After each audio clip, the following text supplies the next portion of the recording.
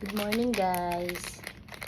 Sa umaga, iinumin natin nang wala pang laman ng ating tiyan, barley juice. Sobrang ganda nito guys. Alam nyo guys, mula nung nagbuntis ako dun sa aking mga panda, karoon ako ng sugar.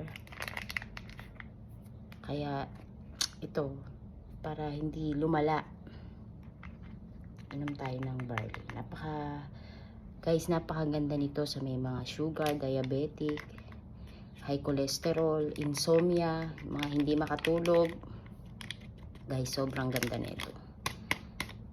Mas okay nang uminom tayo nito para makaiwas kesa naman magkasakit pa, di ba? Lalo na yung sugar, guys, ang hirap.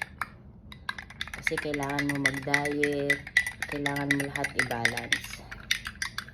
Kaya ito, tuwing umaga, pagkagising ko, pero naligo muna ako guys. At ito nga, ginamit ko sa mukha ko, pang wash, ang hydrating cleansing foam ng Kind. Sobrang ganda guys. Kahit konti lang ilagay mo sa mukha mo, talagang feel na feel mo yung linis ng mukha mo. Sobrang ganda. At ito na nga guys, barley para laging healthy, iwas sa sakit. Sobrang sarap nito guys. Siyempre lasang damo, pero hindi mo malalasahan naman ng sobrang lasang damo, no.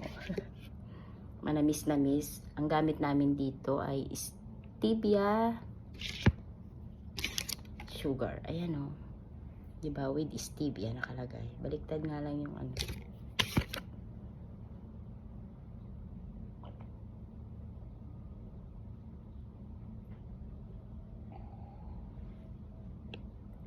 Sarap guys.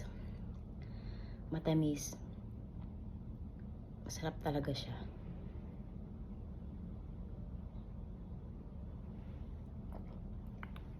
Kailangan laging healthy guys. Don't forget barley.